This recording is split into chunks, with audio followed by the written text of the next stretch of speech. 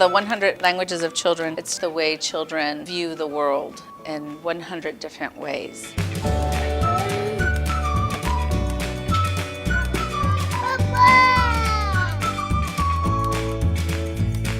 I love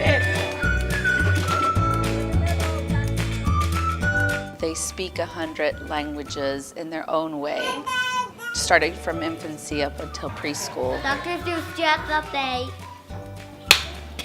100 ways of being joyous and marveling the world around them, exploring, investigating, discovering new things. Children have all these languages that create who they are. They're just growing and learning, and through all those 100 languages of the children, that's how they explore and manipulate and test and figure out who am I as a child and where am I going? What are the things I want to learn? I'm curious about this, I'm curious about that. The flowers, the ladybugs, I'm curious about saying no all the time. What reaction are the people going to get around me when I say no or when I stomp my feet? It's all developmental. Oscar, good morning to Oscar. Hello, and how are you? So what is this? Clean mud.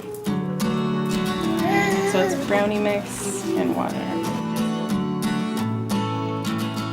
This is an early childhood program because our teachers are educated in the early childhood field. We are preschool teachers, we are infant teachers, we are toddler teachers. Bunny, bunny, bunny, bunny. We're not childcare providers or daycare workers. We are education, we are teachers in the early childhood field. We focus on really observing the child and their interest and why are they interested in that, and inquiring all the things that they want to know about.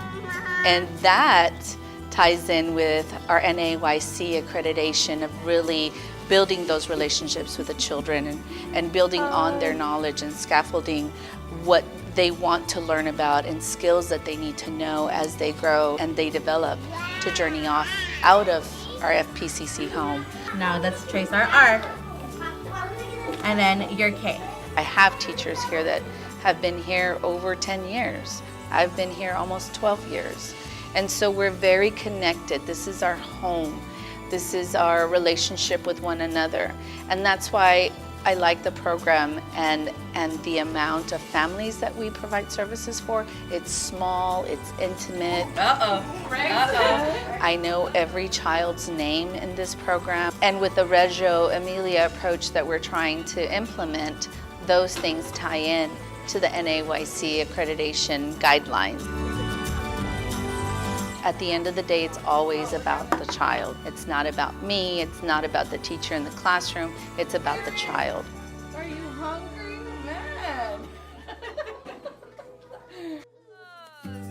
El Charro Miles. Each individual child is very unique. They make me laugh and I love them. Every single day it's something different with toddlers. They are fearless, they are curious about the world, and I always say, oh, toddlers rule the world. Because it's just, you know, just their own little individuals, and I'm not stopping them from being who they are. I'm not here to change them. I'm here to build on that and make them better. I'm there to guide them. It's little by little that we add to them instead of taking away who they are. What do you bring into the classroom? How do you build on the uniqueness of the child? It's social-emotional play, linguistic, spiritual. My kids may not go to chapel, but we still provide, you know, prayer and books about the Bible. And little by little, you see this unique individual where, you know, you kind of have to laugh at what they do. I will provide everything for them to be able to explore and be curious about what it may be, curious about the world. We bring it all in, and one by one, if they're just not interested, then in a way, I just don't force them. I try to provide something that everybody is interested in. And as time passes, you learn what a certain child likes and doesn't like. And so you provide that activity for that one specific child. And if you see that others join in, then it's great. You have fun with the flowers? It's just me allowing that one child to be who they are and allowing families to share what they do at home. We encourage parents to let us know what they're doing at home, what is part of their culture, what do they enjoy doing, and so we try to incorporate it into the classroom. It may not be easy for me to speak in German, but I'm trying. We focus on their interests, whether it be something as simple as maybe they find an insect outside, or something like rhythm and music, which is a little bit more complex, but it's all child-centered. And so we teach and we plan these activities for them to, to engage in that learning and make those connections in their mind. And also we get them to speak by asking open-ended questions. We get them thinking.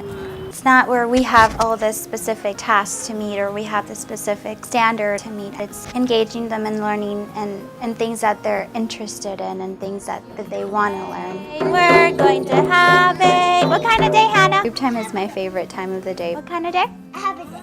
Ah, happy day. Because they're all sitting around you and you get to really ask those open-ended questions, and we'll talk about the weather and what it's like outside. When it's cloudy, they'll ask like, oh, we need to sing to Mr. Sun, so we'll sing the Mr. Sun song, and they'll say maybe he'll come out in the afternoon. It's a lot of communication, it's a lot of being kind to each other and showing empathy towards others and caring. You become an adult. It's good to have those traits and qualities.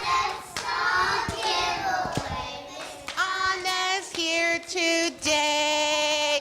Yeah, jazz hands. Everybody look around. Look at the friend next to you. All my friends decided to wear their wacky things to school this morning. I'm a parent myself, so I know you want your child to be ready because you hear all these things. It's like they're really trying to prep these students. Patrick, what is 28 going to look like? 2 and an 8. Here we go. Is this a 2 and an 8?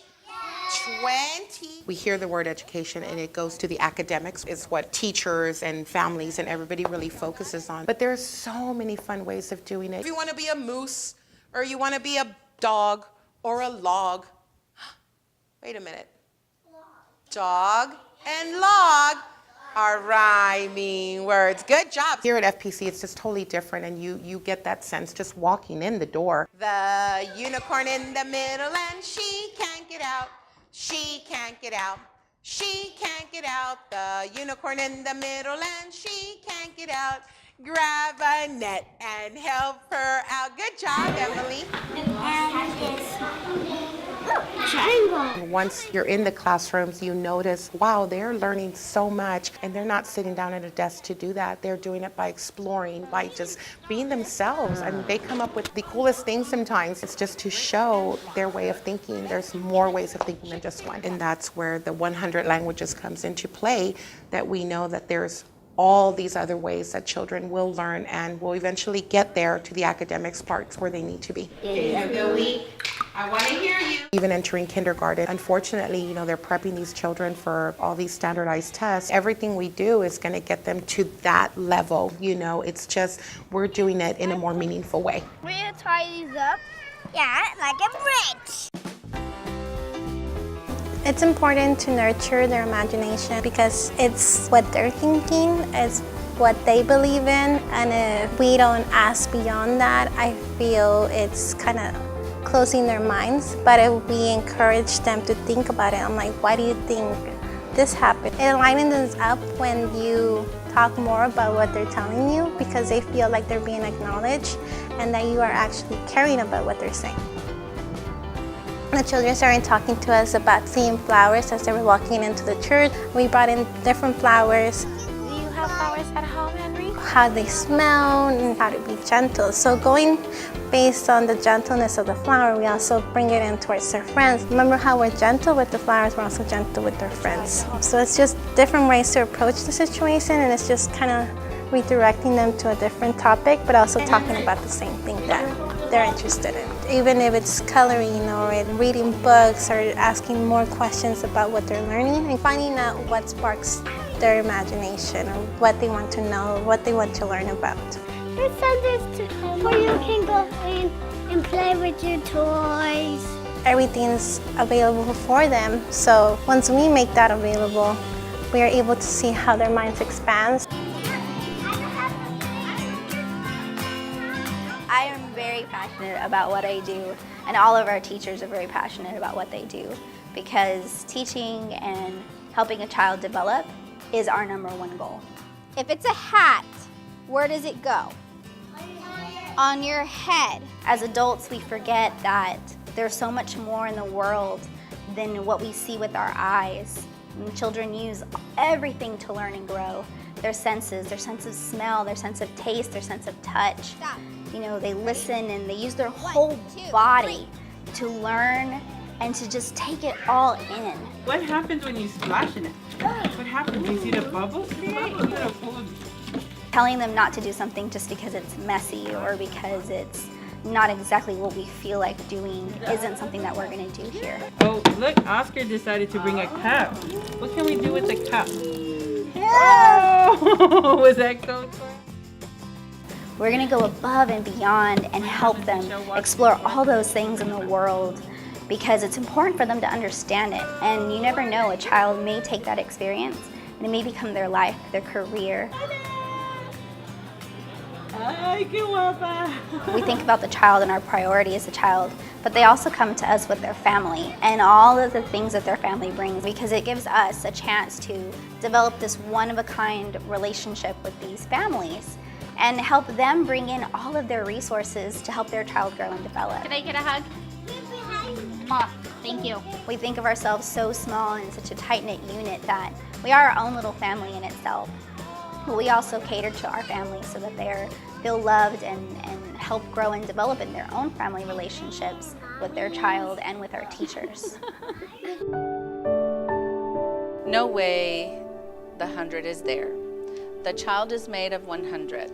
The child has 100 languages, 100 hands, 100 thoughts, 100 ways of thinking, of playing, of speaking, 100 ways, always 100. ways of listening, of marveling, of loving, 100 joys for seeking and understanding, 100 worlds to discover, 100 worlds to invent. 100 worlds to dream, The child has 100 languages, and 100 more. but they steal 99, The school and the culture. separate the head from the body, They tell the child to think without hands, to do without head, to listen and not to speak, to understand without joy. to love and to marvel. Only at Easter and Christmas. They tell the child to discover the world already there. And of the 100, they steal 99. They tell the child that work and play, Reality and fantasy, science and imagination, sky and earth. reason and dream are things that do not belong together. And thus they tell the child that the 100 is not there. The And child says, no way, the 100 is there. And then throughout that next week, we learn a little bit more about Jesus. They come in and we don't know who they are. Yes, we may see them in the other classrooms, but until they come into our room, who are they? They're their own little individual, but who are they? Let's build on who they are. Let's get to know them. And once they leave, you have fallen in love with each one of them. That's the hardest part of letting go. And yes, you get a whole new bunch and you fall in love all over again. The children that do stay here through our whole program, it's interesting and it's great to see them how much they've grown throughout the classes. It's giving children opportunities and chances, you know, to teach us pretty much in a sense, if you think about it. I mean, we're learning from them. They have all these different ways that they learn and explore and experiment. And they make us think about how our mind works, so we have to be a little bit more open to what they're imagining and saying, hey, I think they have something going on here. Let's go based on that. But we know when they leave us, they are going to leave us very well educated and developed and being the best little person that they can be. You have to have the gift. I always tell people, you can learn and be trained, but if you have that gift of passion, commitment, patience, love, nurturing, all those languages that these children are developing and learning and have, then we've done an amazing job. We've provided the kind of quality care that families look for and the quality that the children deserve to have.